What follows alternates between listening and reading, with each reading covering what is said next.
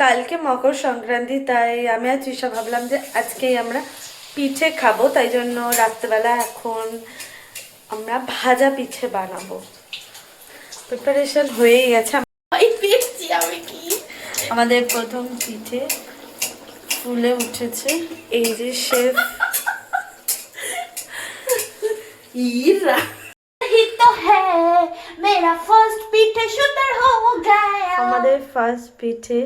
কড়াইটা পুড়ে গেছে। Please ignore. বাট আমাদের পিঠেটা খুব সুন্দর দেখো ভাবে গাইস, হ্যাঁ ওই দিকটা করি আগে, দাঁড়াও। কেমন Guys, লাগছে?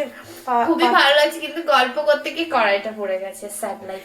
ঠিক আছে, খারাপ লাগছে। আমি এরম নাকি এত খারাপ দেখতে?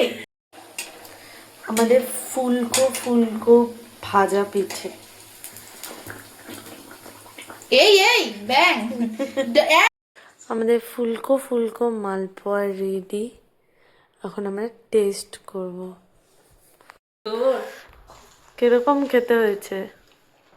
অসাধারণ, উপরে ক্রাঞ্চি আর ভেতরটা দেখতেই পাচ্ছ। আমি রিভিউ দেবো না, আমি একটু খুলে দেখাচ্ছি। জাস্ট সি, অসাধারণ খেতে হয়েছে।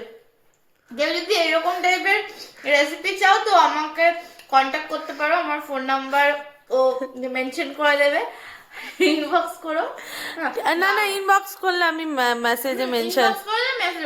দারুণ দারুণ। আর কেউ যদি খেতে চাও তাহলে ময়দা আর হচ্ছে চালের গুঁড়ো 1 কেজি দুধ, আর এটা পুরোটা দুধ দিয়ে মাখা, ঠিক আছে? দুধ, তারপরে একটু মৌরি আনলে হবে, না আনলেও হবে, তেল, অবশ্যই করে তেল, আর গ্যাসটা প্লিজ এই কটা নিয়ে আমি যে অ্যাড্রেস দেবো সেখানে চলে এসো। আমি পুরো গরম গরম বানিয়ে প্যাক করে। খুবই টেস্টি হয়েছে মালপোয়াটা। এই দেখো ভেতরটা একদম সফট ফ্লাপি আর বাইরেটা এরকম ক্রাঞ্চি। আমার পার্সোনাল শেফ খুবই ভালো।